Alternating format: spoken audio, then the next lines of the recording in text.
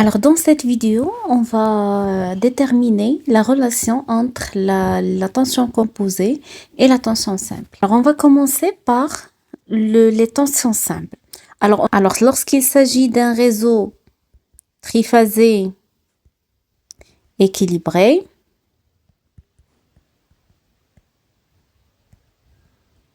c'est-à-dire que V1 de t égale à V racine de 2 sinus oméga t, V2 de t égale à V racine de 2 sinus oméga t moins 2 pi sur 3 et V3 de t égale à V racine de 2 sinus oméga t moins 4 pi sur 3. Alors voilà l'expression des tensions simples.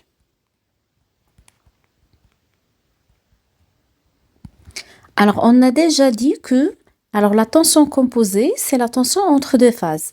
Alors, on a déjà UN2, la tension entre la phase 1 et la phase 2, UN de T, égale à quoi? Égale à, normalement, V1 de T moins V2 de T. Et U23 de T égale à V2 de T moins V3 de T. Et U31 de T égale à V3 de T moins V1 de T. Donc, pour effectuer la soustraction de deux grandeurs sinusoïdales, on a déjà dit qu'il y a deux méthodes pour faire ça. C'est soit on utilise la méthode de Fresnel ou bien la méthode complexe. D'accord? Alors, tout d'abord, on va commencer par la méthode de Fresnel. Alors, c'est-à-dire que pour déterminer le vecteur UN2, alors je dois tracer le vecteur V1 et tracer le vecteur V2. Alors, le vecteur V1, on a déjà dit que V1, il a comme norme la valeur efficace du signal et l'angle entre l'axe OX et le vecteur, c'est 0. Le vecteur V2, ça sera la norme, c'est la valeur efficace du signal. Et l'angle, c'est moins 2 pi sur 3. Et V3, c'est V exponentielle, ou bien c'est V, pardon, c'est V moins 4 pi sur 3. Je vais tracer les trois vecteurs V1, V2 et V3. Donc voilà V1, vecteur V1, il est à l'origine des phases. V2, il est déphasé de moins 2 pi sur 3 par rapport à V1. Donc voilà le vecteur V2. Et voilà le vecteur V3 qui est déphasé de moins 4 pi sur 3 par rapport. Normalement, lorsqu'il s'agit d'un réseau triphasé équilibré, c'est-à-dire la valeur efficace de V1 égale la valeur efficace de V2 égale la valeur efficace de V3. D'accord? Donc maintenant, je vais tracer la tension UN2. Donc UN2, c'est V1 de T moins V2 de T, c'est-à-dire le vecteur UN2, c'est le vecteur V1 moins le vecteur V2. Donc c'est V1 moins V2, il est là. Donc V1 plus moins V2, ça sera ici. Donc V1 plus moins V2, c'est voilà, c'est le vecteur UN2. Voilà. Donc, ce vecteur UN2, je dois déterminer cet angle, donc l'angle entre l'axe OX et le vecteur, et je dois déterminer la valeur efficace ou bien la norme de UN2. Donc, comment? Donc, je vais commencer par... Donc, je vais mettre ici... C'est quand vous avez 90 degrés ici, et vous avez ici O et H, d'accord? Donc, à quoi égale la valeur efficace de UN2 égale à 2 fois OH. Donc, voilà UN2, c'est 2 fois OH. 2 OH, c'est normalement, c'est cosinus, c'est V. OH, c'est V1 cosinus pi sur 6. Alors, pi sur 6, parce que ici, vous avez 2 pi sur 3. Ici, la moitié, c'est pi sur 3. Et ici, la moitié, lorsqu'on a fait la somme, c'est pi sur 6. C'est 2 cosinus pi sur 6. Bien sûr, fois V1. Alors, V1, il est déjà à l'origine des phases. Donc, c'est 2 fois cosinus pi sur 6, c'est racine de 3 sur 2 fois V1. Donc, égal, donc je peux dire que UN2 égale à racine de 3 fois V en valeur efficace, fois V1. Voilà la relation en valeur efficace entre la tension composée et la tension simple. Alors maintenant, on va déterminer l'angle. Alors, l'angle entre l'axe OX et le vecteur UN2, c'est pi sur 6. Alors, le vecteur UN2, il a comme norme racine de 3 fois V1 et l'angle, c'est pi sur 6. Donc, revenons à la notation temporelle. Donc, petite UN2 de T à quoi égale? C'est racine de 2, d'accord, fois la valeur efficace, c'est racine de 3 fois V1, d'accord, sinus oméga T plus pi sur 6. Donc, voilà la notation temporelle de UN2. Donc, maintenant, je passe à déterminer U de 3. Donc, de la même façon, donc je vais tracer V1, le vecteur V1, le vecteur V2 et le vecteur V3. Voilà.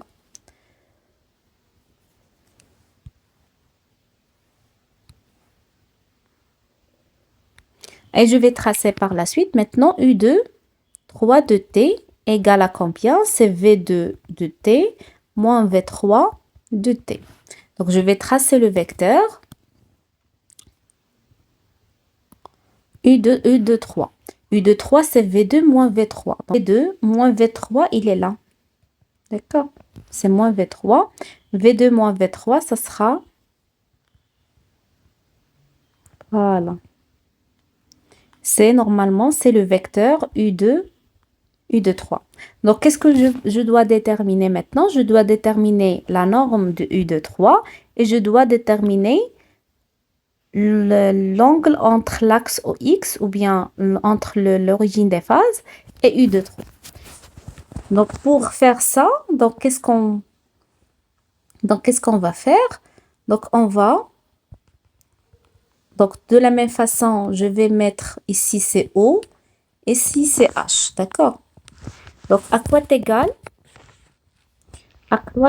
U de 3? De valeur efficace, c'est 2 fois OH. Donc, 2 avec OH, donc ici, c'est tout simplement, c'est pi sur 6. Et OH, c'est cosinus pi sur 6 fois V2. C'est 2 fois cosinus pi sur 6 fois V2. Donc, c'est U de 3, la valeur efficace. Donc, U de 3, c'est 2 fois racine de 3 sur 2 fois V2. Donc, c'est racine de 3 fois V2. Donc, c'est U de 3. Donc, voilà la valeur efficace. Alors, l'angle, comme vous voyez, quel est l'angle entre V1 et U de 3? C'est pi sur 2. Donc, on peut écrire que le vecteur U de 3, il a comme norme racine de 3 fois V2. Et l'angle, c'est moins pi sur 2. Il est en retard. D'accord? C'est moins pi sur 2. Voilà. Donc, je peux exprimer,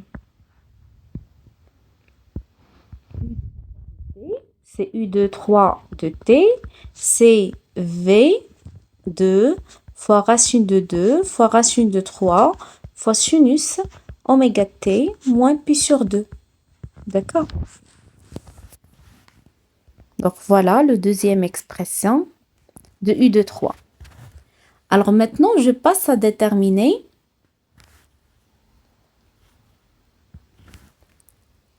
U 3,1 de T. C'est U3 V3, pardon, de T, moins V1 de T.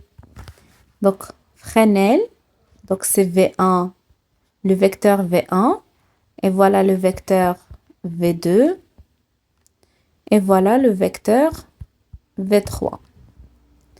Donc, je vais tracer V3 moins V1. Donc, c'est V3 et voilà moins V1. Moins V1, c'est celui-là. Donc, la somme, ça sera là. Voilà. C'est le vecteur U3A. Donc, qu'est-ce qu'on va déterminer? On va déterminer l'angle entre V1, donc soit cet angle-là, ou bien celui-là. C'est la même chose. Donc, je vais exprimer la valeur efficace de U3A. U3A, je vais mettre la même chose, c'est OH. Donc, à quoi égale U3A? C'est 2 fois OH. D'accord? Et voilà, OH, c'est quoi? C'est normalement celui-là, c'est pi sur 6. Donc, c'est 2 fois cosinus pi sur 6 fois V3. C'est U3. Donc, c'est racine de 3 fois V3. Donc, la valeur efficace de U3A, c'est racine de 3 fois V3. Donc, voilà. Et pour l'angle, ici, j'ai 2 pi sur 3. 2 pi sur 3 plus pi sur 6. Donc, 2 pi sur 3 plus pi sur 6 égale 2, c'est 4, c'est 5 pi sur 6. Donc, soit U3A, il est en avance de 5 pi sur 6, ou bien il est en arrière de combien? Alors, vous avez ici 2 pi sur 3. 10. Donc, ici, vous avez pi sur 3. Et ici, c'est pi sur 6. Donc, ça sera 2 pi sur 3 plus pi sur 3 plus pi sur 6. Donc, c'est 2, 4, plus 2, c'est 4 plus 2, c'est 6. Donc, ça sera 7 pi sur 6. Donc, U3A, il est en retard. Donc, c'est-à-dire, l'angle, c'est moins 7 pi sur 6. Donc, soit vous écrivez U3A en vecteur, alors il a comme norme racine de 3 fois V1 et l'angle 5 pi sur 6 en avance, ou bien U3A, il a comme norme racine de 3 fois V1 et l'angle c'est moins 7 pi sur 6 parce qu'il est en retard de moins 7 pi sur 6. Donc voilà. Donc je peux écrire U3,1 de T. U3,1 de T à quoi égal? C'est tout simplement c'est racine de 2 fois racine de 3 fois V3 fois sinus oméga T moins 7 pi sur 6 ou bien égal à racine de 2 racine de 3 fois V3 sinus oméga T plus 5 pi sur 6. Ou bien exprimer en complexe les trois tensions composées. Donc, qu'est-ce que je vais avoir? U de 1 à quoi égal? C'est la valeur efficace du signal. U de 1, voilà, U de 1, c'est la valeur efficace, c'est celui-là. La valeur efficace, c'est celui-là. Et la phase initiale du signal, c'est l'argument. Donc, c'est pi sur 6. Donc, je peux dire que la notation complexe de U12 égale à racine de 3 fois V1 exponentielle J pi sur 6. Voilà la première formule. D'accord? Alors, la deuxième, qu'est-ce que j'ai? La notation complexe de U de 3 égale la valeur efficace du signal, c'est V2 fois racine de 2 fois racine de 3. D'accord? Fois racine de 3 parce que racine de 2, il est racine de 2 V2, racine de 3, c'est la valeur, ici, c'est la valeur maximale. Là, on veut déterminer la valeur complexe. Avec racine de 2 exponentielle moins J pi sur 2. Donc, voilà la notation complexe de U de 3. Alors, maintenant, la notation complexe de U3,1, c'est U3,1 en complexe, c'est la valeur efficace, c'est racine de 3 fois V3 exponentielle moins J7pi sur 6. Voilà. Alors, puisque le réseau, il est équilibré, ça veut dire que V1 égale à V2 égale à V3. Et si V1 égale à V2 égale à V3, ça veut dire aussi U3A égale à la valeur efficace de U2A, UN2 égale à la valeur efficace de U2, U23. C'est-à-dire la somme U3A, la notation complexe plus la notation complexe de U23 plus UN2, ça sera égal à 0.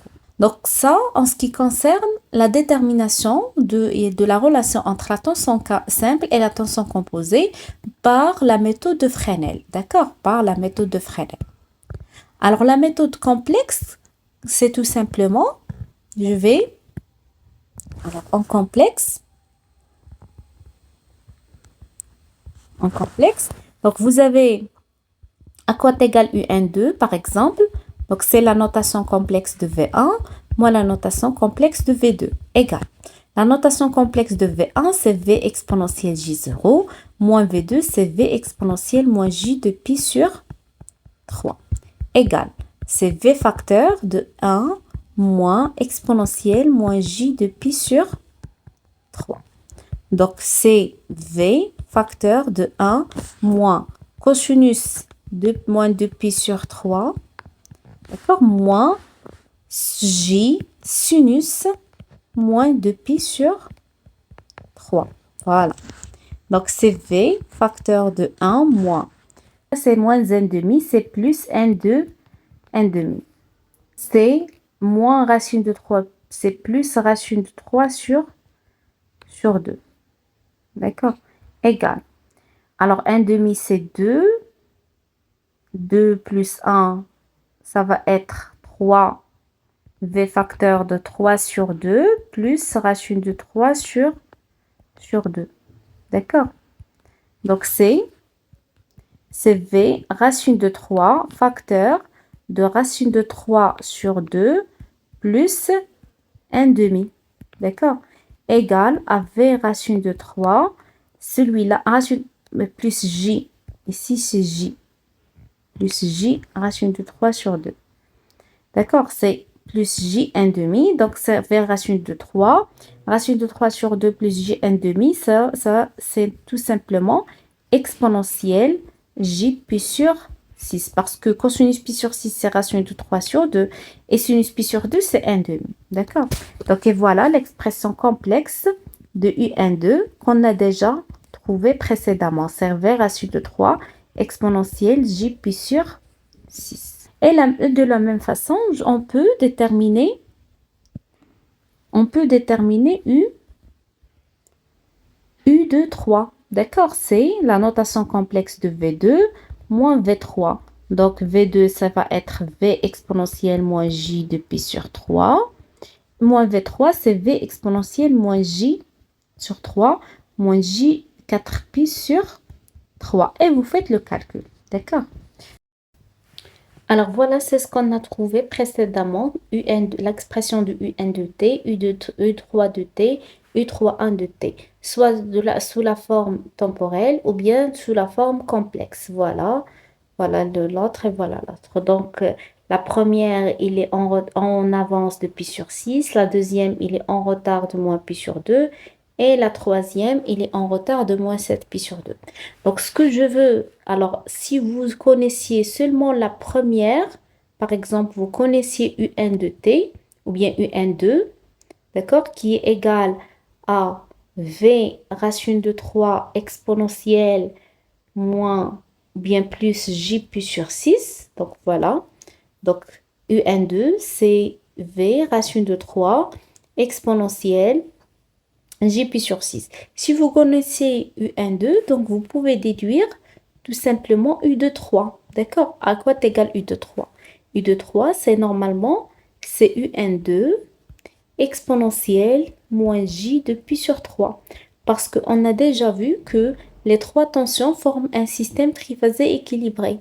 C'est-à-dire que les trois tensions sont égaux en valeur efficace et ils sont déphasés les uns par rapport aux autres de 2 pi sur 3. Alors, c'est-à-dire que UN2 à quoi égal V racine de 3 exponentielle J pi sur 6 exponentielle moins J de pi sur 3. Donc, on va vérifier, est-ce qu'on va trouver le même résultat? Pi sur 6 moins j de pi sur 3. Donc, vous avez ici, je vais multiplier fois 2, c'est 4. Pi, donc moins j, c'est moins j, 3 pi sur 6.